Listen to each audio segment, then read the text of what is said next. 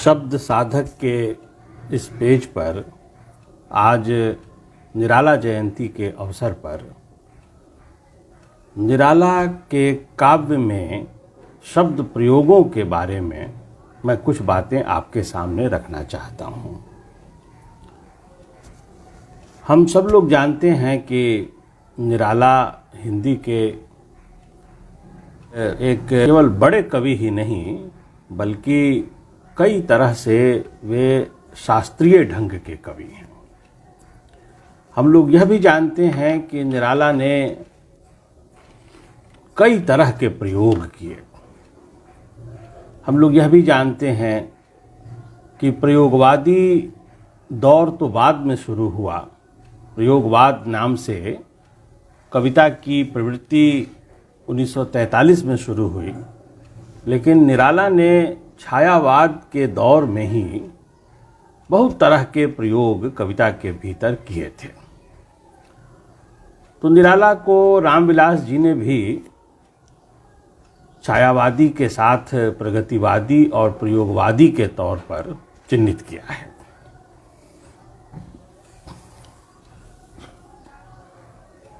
उनके द्वारा शब्दों के मामले में किए गए कुछ प्रयोगों की चर्चा आज मैं आपके सामने करना चाहूँगा। और प्रयोग का मतलब मेरा यह है कि शब्द की दृष्टि से निराला किस तरह से महत्वपूर्ण है, इस पर हम लोग बात करेंगे। निराला अपने समय के जो 3 और छायावादी कवि हैं, उन सब से किस अर्थ में अलग हैं, हम लोग इस पर भी कुछ बात करेंगे, रखेंगे। निराला रचनावली जो नंदकिशोर नवल के द्वारा संपादित है, उसके पहले और दूसरे खंड में निराला की सभी कविताएं संकलित की गई हैं। रचनावली के अनुसार 1920 में निराला की पहली कविता आई थी जन्मभूमि नाम से, और 1961 में उनकी अंतिम कविता थी पत्रोत्कंठित जीवन का विष बुझा हुआ है। तो 1920 से लेकर 1961 तक, मतलब 41 वर्षों तक निराला की साधना, साहित्य साधना चलती रही। कविता लेखन का काम वे 41 वर्षों तक करते रहे। अगर हम तुलसीदास जैसी किताब को भी एक इकाई मान लें तो 713 कविताएं कुल मिलाकर निराला की मिलती हैं। लेकिन इसमें तुलसीदास जैसी किताब भी एक इकाई के रूप में शामिल है, जिसमें कुल 100 छंद हैं। निराला ने कोई प्रबंध काव्य, बड़ा सा प्रबंध काव्य नहीं लिखा था। लंबी कविताओं, उनकी लंबी कविताओं की चर्चा मिलती है, जैसे राम की शक्ति पूजा, सरोज स्मृति। लेकिन वे प्रसाद की तरह कामायनी जैसी किताब नहीं लिख रहे थे, और पंत की तरह भी वे कोई आगे चलकर जैसे लोकायतन जैसी किताब, लोकायत जैसी किताब उन्होंने लिखी थी। तो 713 कविताएं कुल मिलाकर निराला रचनावली में उनकी मिलती हैं। इन कविताओं में से लगभग 6500 शब्दों को निकालकर, चुनकर निराला काव्य कोश बनाने की एक कोशिश मैंने की थी। 2016 में यह मेरी किताब आई थी। इसका नाम उल्टा थोड़ा आ रहा होगा। निराला काव्य कोश पर काम करते हुए जो अनुभव मेरे पास आए, मैं उनके आधार पर कुछ बातें आपके सामने रखना चाहूँगा। बाद में छायावादी काव्य कोश भी प्रकाशित हुआ। तो छायावादी काव्य कोश के से जुड़ने पर, उसका काम करने पर निराला का रिश्ता दूसरे छायावादी कवियों से किस तरह का शब्द के माध्यम से बनता है, यह देखने का भी मुझे मौका मिला। तो मैं इन्हीं सब बातों को मिला जुला करके कुछ बातें, छोटी छोटी बातें आपके सामने निवेदित करना चाहता हूँ। पहली बात कि निराला के शब्द अनेक स्रोतों से आए हैं। जैसे हिंदी के दूसरे कवियों के शब्द भी अनेक स्रोतों से आए हुए होते हैं, जैसे संस्कृत से, फारसी से, अरबी से, अंग्रेजी से और कुछ देसी भाषाओं से, जैसे ज़्यादातर अवधी से निराला ने शब्द लिए हैं, ब्रज से भी हैं, भोजपुरी से भी हैं, लेकिन उनकी मातृभाषा अवधी थी तो अवधी से ज़्यादा शब्द आए हैं। और बंगाल में रहने के कारण बंगला भाषा से उनके यहाँ कई तरह के शब्द आए हैं। और हिंदी के अपनी जो शब्द संपदा है वह तो है ही उनके पास।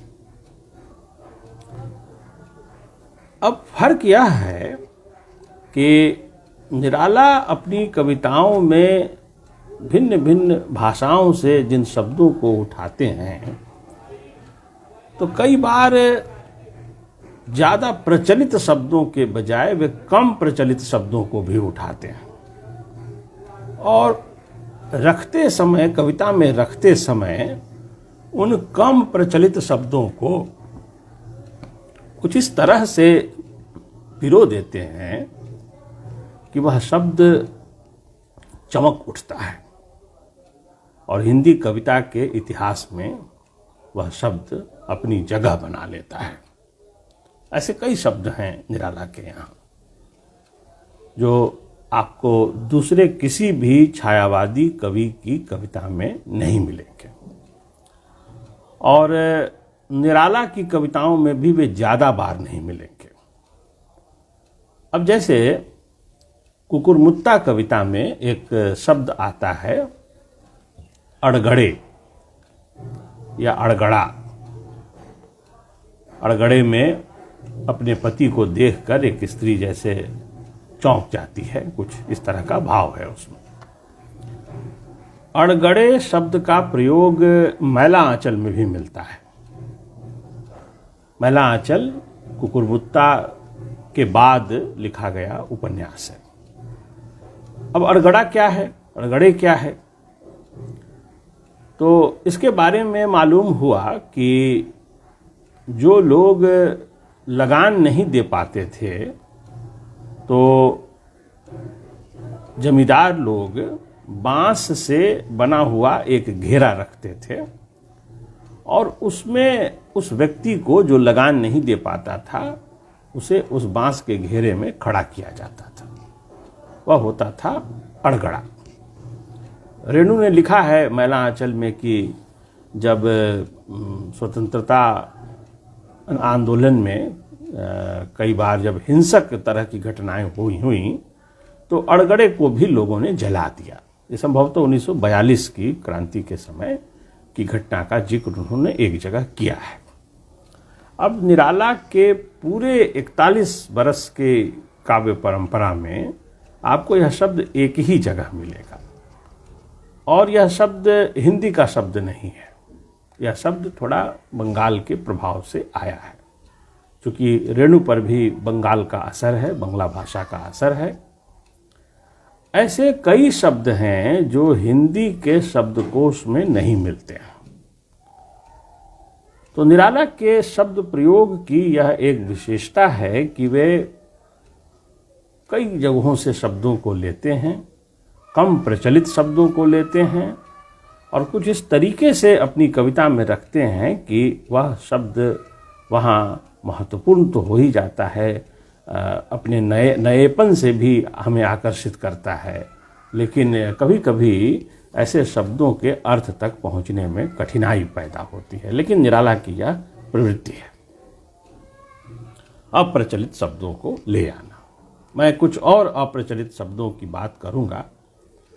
अब जैसे तुरंत मुझे एक शब्द याद आ रहा है राम की शक्ति पूजा से, शंकाकुल लख शंकाकुल हो गए अतुल बल शेष शयन, खिंच गए त्रिगो में सीता के राममय नयन।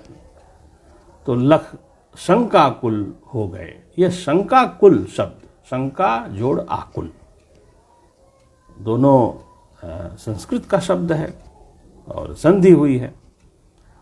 निराला की कविता में केवल एक बार और एक जगह और शंकाकुल शब्द का प्रयोग, शंकाकुल निशा कुछ ऐसे करके प्रयोग में ये एक बार आया है।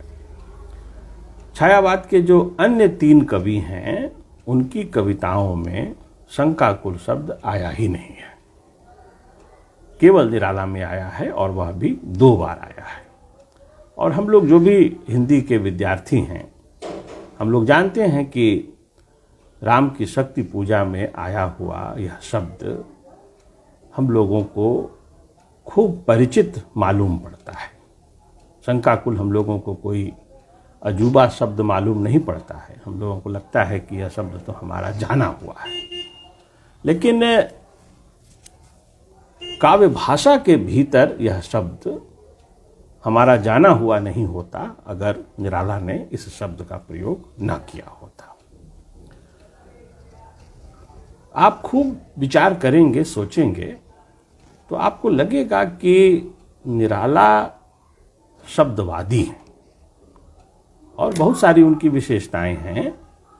लेकिन अगर हम लोग पंडित राज जगन्नाथ के द्वारा दी गई उस परिभाषा को याद करें जहां वो कहते हैं कि रमणीयार्थ प्रतिपादक शब्द काव्यम, तो उन्हें कहा भी जाता है कि वे शब्दवादी थे, शब्द को उन्होंने काव्य कहा। निराला की काव्य भाषा में शब्द की प्रधानता अन्य की तुलना में ज़्यादा है। मेरे कहने का मतलब यह है कि प्रसाद को जब हम लोग पढ़ते हैं तो उनकी काव्य भाषा का प्रवाह रसवादी ढंग का लगता है। अब जैसे मान लीजिए हम लोग कहें कि कामायनी से कि और एक फिर व्याकुल चुंबन रक्त खौलता जिससे। अब सरल ढंग का वाक्य है यह, और एक फिर व्याकुल चुंबन रक्त खौलता जिससे। मनु ने श्रद्धा को चुंबन लिया, एक सीधी सादी लाइन चल रही है। मैं रति की प्रतिकृति लज्जा हूं, मैं शालीनता सिखाती हूं।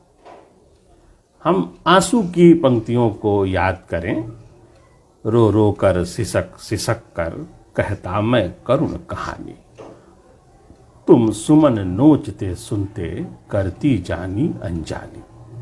हम लहर की कविताओं को भी याद करें, मधुप गुनगुना कर कह जाता कौन कहानी यह अपनी। हम प्रसाद की काव्य भाषा में जो वाक्यों की बनावट है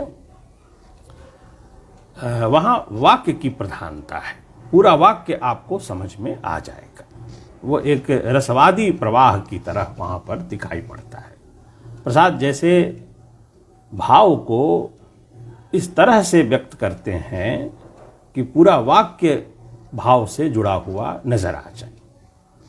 निराला की कविताओं में वाक्यों की तलाश करना बहुत मुश्किल काम है और वाक्य की तलाश करते हुए अर्थ तक पहुंचना संभव नहीं है। वहां हमें शब्दों तक रुकना होगा। मैं जैसे 1-2 उदाहरण आपके सामने रखना चाहूंगा कि गीतिका की एक लाइन है, बहुत प्रसिद्ध लाइन है कि रंग गई पग पग धन्य धरा, हुई जग जगमग मनोहरा। रंग गई पग पग धन्य धरा, धरती पग पग रंग गई। बसंत ऋतु है और धरती पग पग, एक एक कदम, एक एक चरण, एक एक हिस्सा धरती का वो रंग गया है, धरती धन्य हो गई है। अब धरा के आगे धन्य लगाया, धन्य धरा। आपको उस शब्द पर ध्यान देना होगा। हुई जग, अब लिखा कि हुई जग, हुई स्त्रीलिंग है तो निश्चित रूप से यह धरा के लिए है। और जग माने जग कर, धरती जग कर जगमग हो गई और मनोहरा हो गई। वह मनोहरा हो गई। मनोहर का स्त्रीलिंग रूप मनोहरा। और हम लोग जानते हैं कि मनोहरा देवी निराला की पत्नी थी। निराला ने अपनी पत्नी का नाम अपने पूरे काव्य संसार में केवल यहीं लिया है। केवल इसी एक जगह पर उन्होंने मनोहरा देवी का नाम लिया है।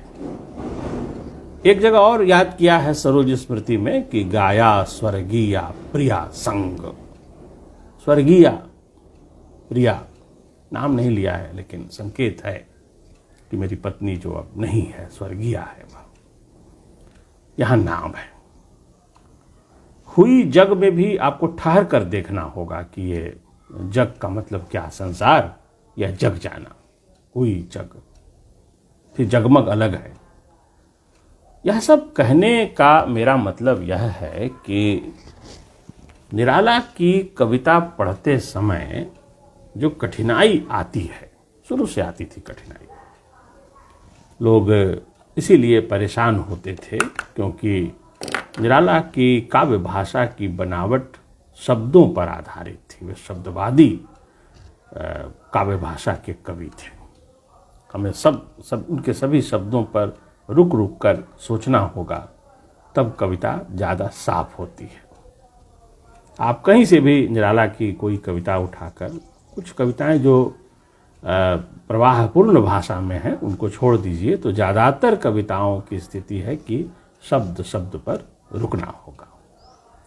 आज निराला की जयंती है, वसंत पंचमी है, और सरस्वती पर जो उन्होंने गीत लिखा था, वरदे वीणा वादिनी वरदे, आप में से ज़्यादातर लोगों को यह गीत याद होगा। लेकिन जब अर्थ निकालने की बारी आएगी तो आप देखेंगे कि एक एक शब्द पर आपको रुक कर सोचना होगा। काट, अंध, उर, तो अंध उर, उसको बंधन स्तर, उस पर जो बंधन के स्तर हैं उसे काट दो मां।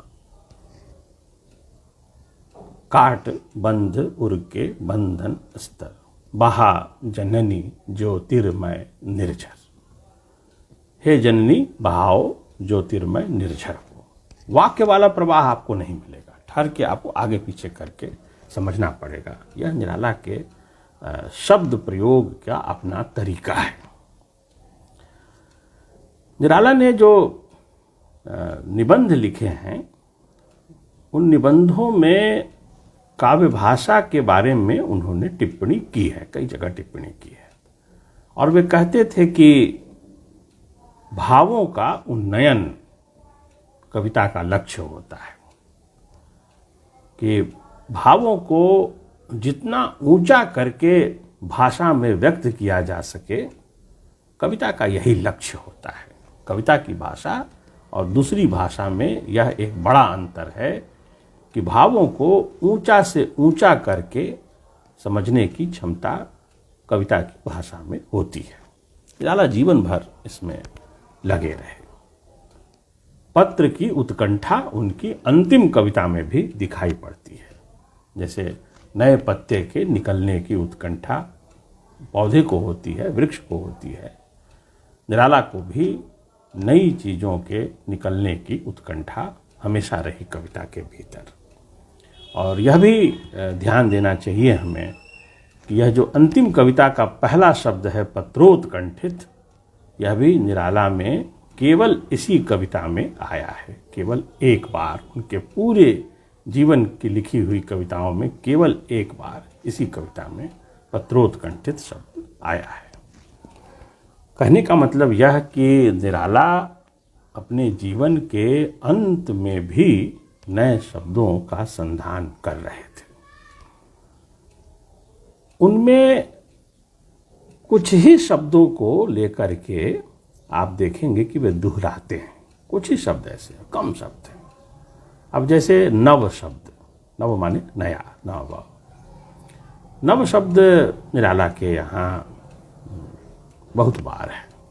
नवगति नवलय ताल छंद नव नवल कंठ नव जलद मंद्र नव नव नव के नव विहग वृंद नव नव। एक ही कविता में, अन्य कविताओं में भी नव शब्द बहुत बार आया है। छायावाद के दूसरे कवियों के यहाँ भी यह शब्द आया है, करुणा की नव अंगराई सी। शंकर प्रसाद के यहाँ मलयानिल की परछाई सी। नव शब्द के लिए निराला को बार बार रेखांकित किया जाता है कि निराला के यहाँ नामवर जी ने लिखा भी है कि नएपन के प्रति आग्रह है निराला में और वे नव शब्द का प्रयोग ज़्यादा करते हैं।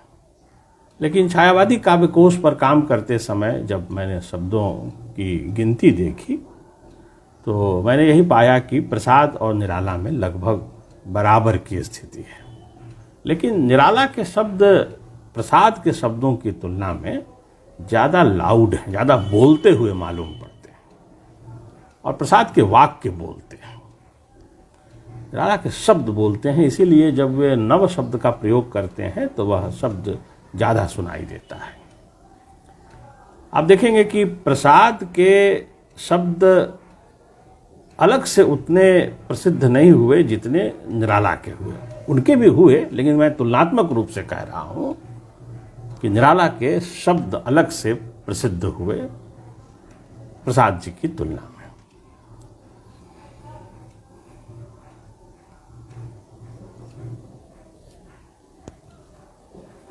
निराला ने अपनी कविताओं को लिखते हुए शुरू में ही महसूस कर लिया था कि उनकी कविताओं के अर्थ तक पहुंचना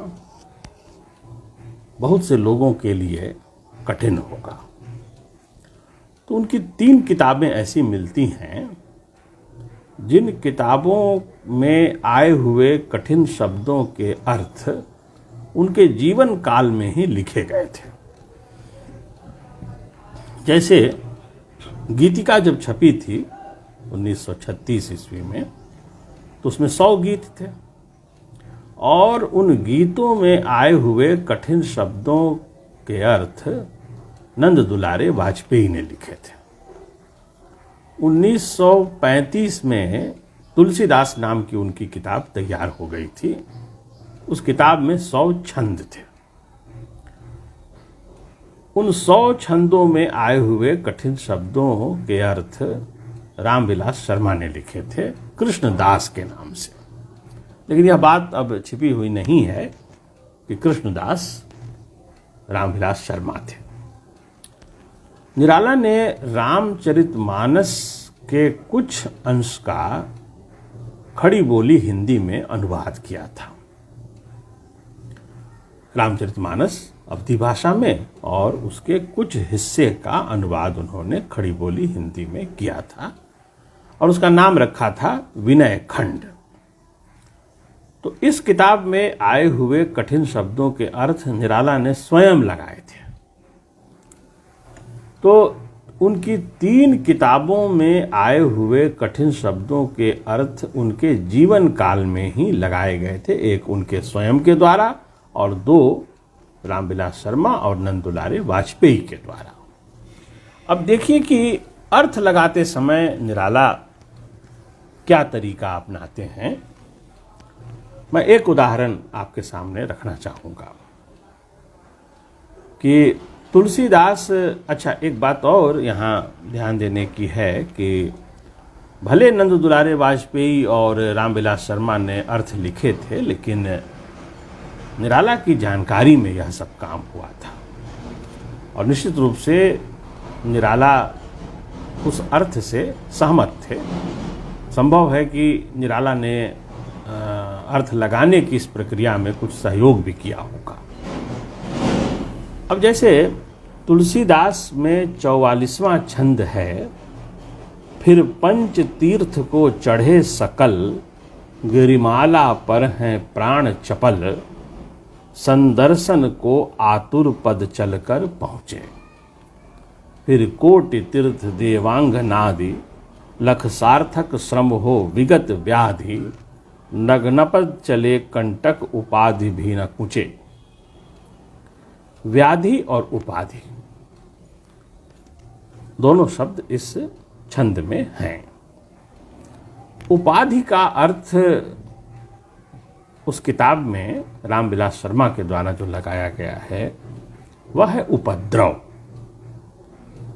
अब देखिए, हम लोग उपाधि का मतलब जानते हैं टाइटल या कोई खिताब, कोई विशेष नाम दिया जाए तो हम लोग उपाधि इसी अर्थ में प्रयोग में लाते हैं।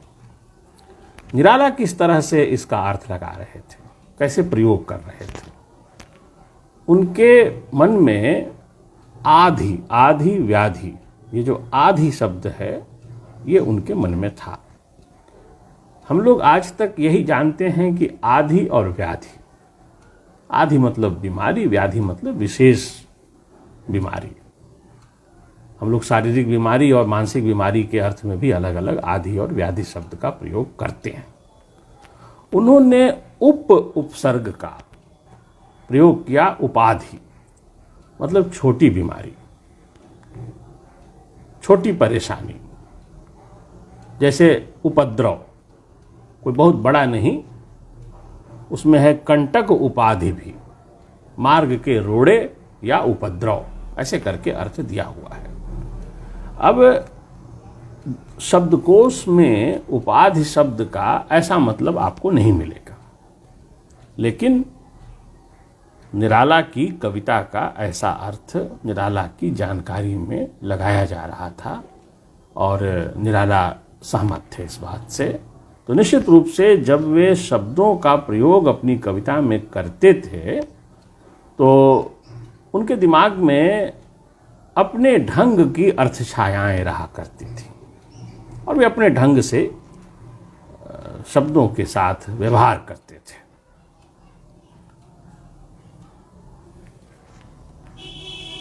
निराला ने हिंदी कविता को, छायावादी कविता को कई शब्द ऐसे दिए जो केवल उनकी कविताओं में ही मिलते हैं। ऐसे शब्दों की सूची बहुत बड़ी है और यह भी सही है कि निराला ने स्वयं भी केवल एक बार उन शब्दों का प्रयोग किया, कई बार नहीं किया, केवल एक बार किया। ये शब्द न तो प्रसाद के यहाँ मिलेंगे, न पंत के यहाँ, न महादेवी के यहाँ। बाद में चलकर किसी ने प्रयोग किया हो तो मैं उसके बारे में नहीं कह सकता, लेकिन छायावादी कवियों के बीच में अगर तुलना की जाए तो ऐसे कई शब्द हैं जो निराला के द्वारा प्रयोग में लाए गए हैं। उन बाकी कवियों के पास भी ऐसे शब्द हैं जो केवल उनके द्वारा प्रयोग में लाए गए हैं, लेकिन अगर हम संख्या की बात करें तो निराला के पास ऐसे शब्दों की संख्या सबसे ज़्यादा है। अब जैसे अचिंत्य, आराधन, क्लिन्न, खल खल, गताचार, गताघ्राण, जित, जीवा, टलमल, तूर्ण, त्रिकुटी, दष्ट, दुराक्रांत आदि आदि बहुत सारे शब्द ऐसे हो सकते हैं। अब आपके संज्ञान में राम की शक्ति पूजा में आया हुआ शब्द आराधन है। पंक्ति भी आपके ध्यान में होगी, आराधन का दृढ़ आराधन से दो उत्तर। एक ही पंक्ति में दो बार आराधन शब्द आया है। एक उनकी कविता है कवि के प्रति, राम की शक्ति पूजा से पहले की कविता है यह।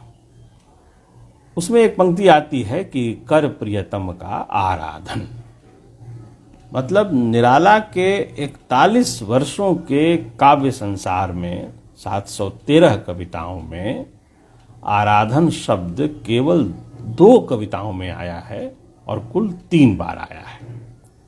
लेकिन हम जो हिंदी के विद्यार्थी हैं, जो हिंदी कविता के विद्यार्थी हैं, छायावादी कविता को जानते हैं, हम में से प्रत्येक व्यक्ति आराधन शब्द से परिचित है। यह शब्द शेष तीनों छायावादी कवियों के यहाँ नहीं है, तो केवल निराला के बल पर हम लोग आराधन शब्द से परिचित हुए। आराधना शब्द ज़्यादा प्रचलित है, आराधना शब्द का प्रयोग ज़्यादा होता है, लेकिन आराधन शब्द का प्रयोग निराला की देन है छायावादी कविता के भीतर। मैं ऐसा नहीं कह रहा कि यह शब्द निराला का बनाया हुआ है, लेकिन काव्य भाषा के भीतर किसी शब्द को जगह देना और उसे प्रतिष्ठित कर देना, उसे प्रसिद्ध कर देना, उसे स्वीकार्य बना देना, यह एक कवि की उपलब्धि होती है। अब जैसे परिरंभ शब्द है, परिरंभ मतलब आलिंगन। यह शब्द सामान्य शब्द है, लेकिन छायावादी कविता में केवल जयशंकर प्रसाद के द्वारा इसका प्रयोग किया गया है। परिरंभ कुंभ की मदिरा, निश्वास मलय के झोंके, ये आंसू की पंक्ति। तो ठीक है, सामान्य शब्द है, लेकिन हिंदी काव्य भाषा के भीतर, छायावादी काव्य भाषा के भीतर प्रसाद की देन है कि उन्होंने परिरंभ जैसे शब्द को जगह दी और उसे प्रसिद्ध किया, उसे स्वीकार्य बनाया और काव्य भाषा का वह हिस्सा बना शब्द। अब जैसे प्रत्याशा शब्द, प्रत्याशा सरकारी हिंदी में हम लोग इस्तेमाल में लाते हैं कि इस काम की प्रत्याशा में, इस चीज की प्रत्याशा में। और जयशंकर प्रसाद ने प्रत्याशा जैसे शब्द का प्रयोग अपनी कविताओं में एकाध जगह किया है, संभवतः एक बार किया है। प्रत्याशा विरह मिलन के कुछ ऐसे पंक्ति आती है। इसी तरह से देखिए, क्लिन्न शब्द है। निराला की प्रसिद्ध कविता है सम्राट अष्टम एडवर्ड के प्रति। यह निराला की अंतिम छायावादी कविता है।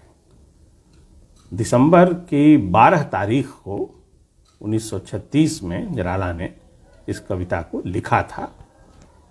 निराला रचनावली में से यह जानकारी मिलती है और 1937 में यह कविता छपी थी। तो रचना काल के हिसाब से निराला की यह अंतिम छायावादी कविता है और उस कविता में वे क्लिन्न शब्द का प्रयोग करते हैं। निश्चय हो श्वेत कृष्ण अथवा वह नहीं क्लिन्न। यह भी केवल एक बार आया और दूसरे किसी भी छायावादी कवि के द्वारा इसका प्रयोग नहीं हुआ।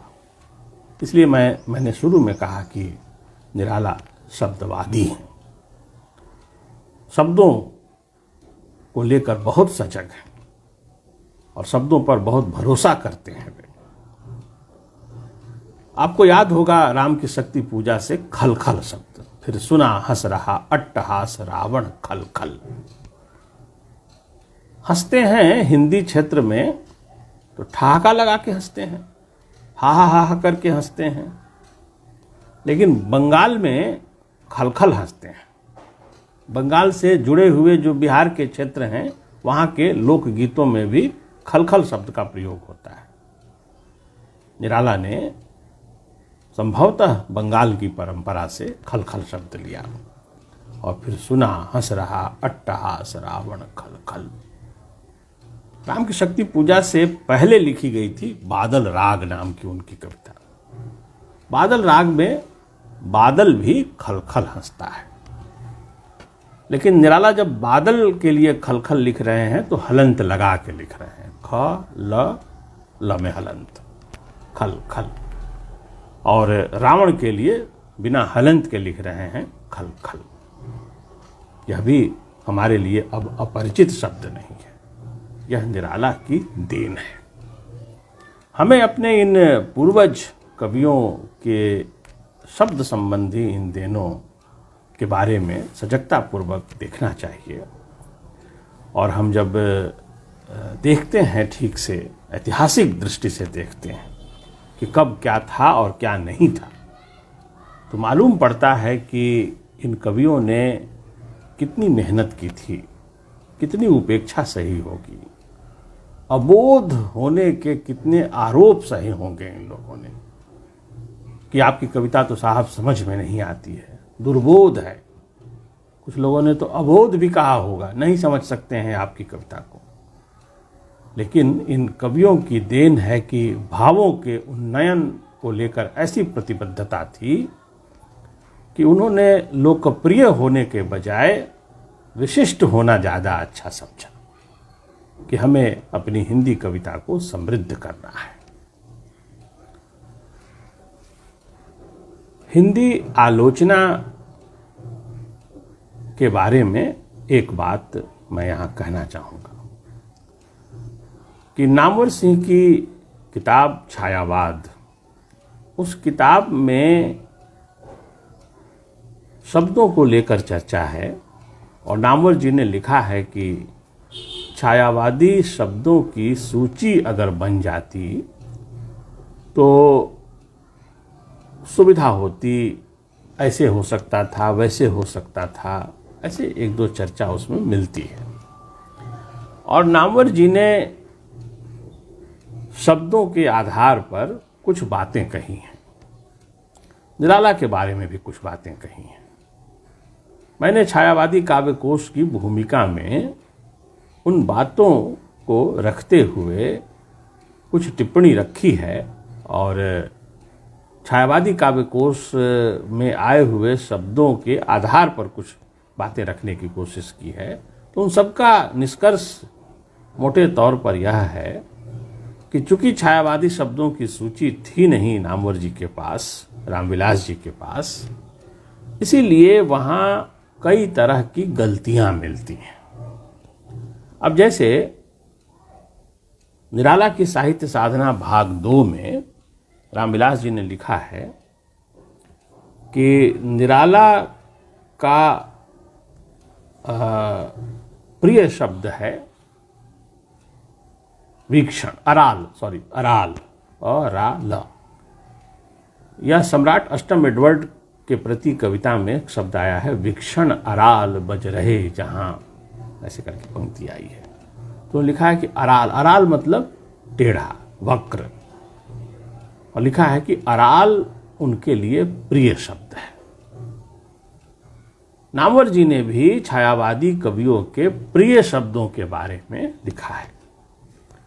तकिया कलाम इस पद का प्रयोग किया है नामवर जी ने और कहा है कि इनके ये तकिया कलाम है।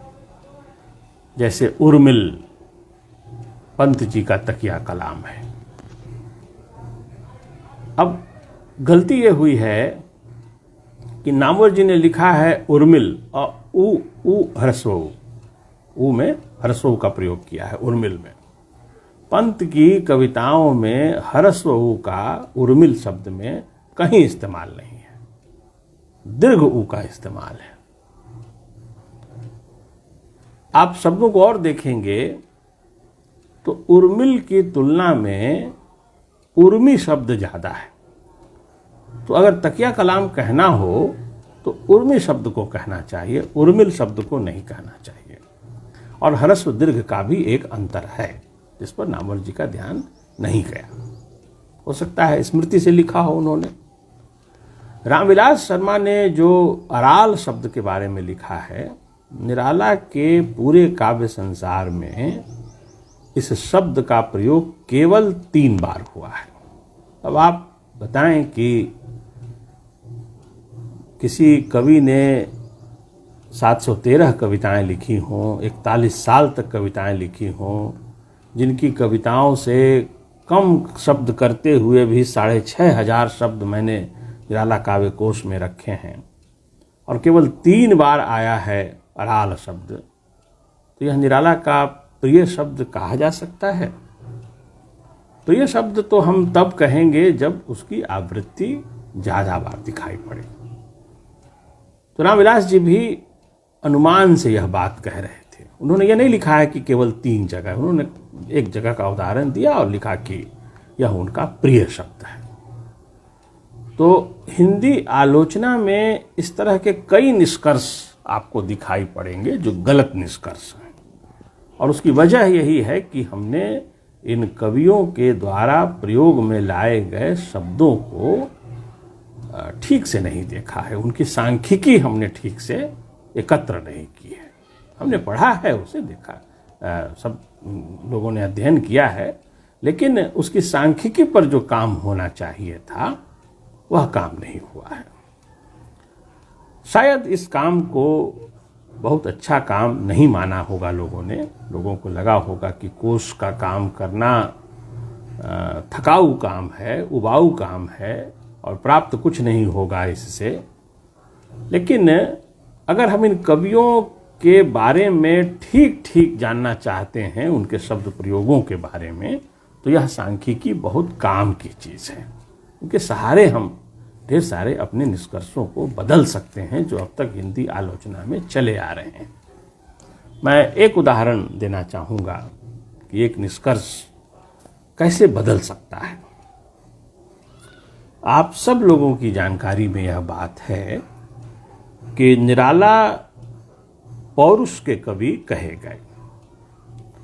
उनकी छवि एक योद्धा की छवि बनाई गई और यह भी कहा गया कि वे आत्मदया से दूर थे, साहसी कवि थे। परीक्षाओं में इस तरह के प्रश्न भी पूछे जाते थे, एक जमाने में पूछे जाते थे। निराला पौरुष के कवि और पंत जी सुकुमार कवि हैं, प्रकृति के सुकुमार कवि हैं। यह सवाल बनाते समय पंत और निराला में तुलना भी रहती थी मन में कहीं ना कहीं। उन दोनों कवियों को लेकर के बहस लंबे समय तक रही। अब जो योद्धा है, जो पौरुष है, पौरुष से भरा हुआ कवि है, उसे साहसी होना चाहिए। उसके भीतर डर नहीं होना चाहिए। मैंने छायावादी काव्यकोश और निराला काव्यकोश पर काम करते हुए इन शब्दों पर मैंने ध्यान दिया कि डर के अर्थ में कई शब्द मिलते हैं छायावादी कविता में, जैसे भीरु, भीति, भीत, भय, भयानक, भीमा, कुछ इस तरह के शब्द मिलते हैं जिनसे प्रकट होता है भयभीत होने का भाव। अगर इन चारों कवियों में इन शब्दों की सांख्यिकी देखी जाए, शब्दों का संधान किया जाए, तो हम लोग पाते हैं कि डर से जुड़े हुए इन शब्दों में से ज़्यादातर का सबसे ज़्यादा प्रयोग निराला ने किया है। डरने के भाव को प्रकट करने वाले इन शब्दों का सबसे कम प्रयोग महादेवी वर्मा ने किया है। मतलब ये जो तीनों मर्द हैं ये ज़्यादा डरते हैं और महादेवी सबसे कम डरती हैं। अगर इन शब्दों के आधार पर उनके मन के भीतर के भाव को समझने का प्रयास किया जाए तो निराला के तो राम भी डरते हैं, फिर देखी भीमा मूर्ति आज रण देखी जो, आच्छादित किए हुए सम्मुख समग्र नभ को। अब ये भीमा मूर्ति देवी की है, भीमा मूर्ति, फिर देखी भीमा मूर्ति आज रण देखी जो। राम घबरा जाते हैं कि ऐसी भीमा मूर्ति।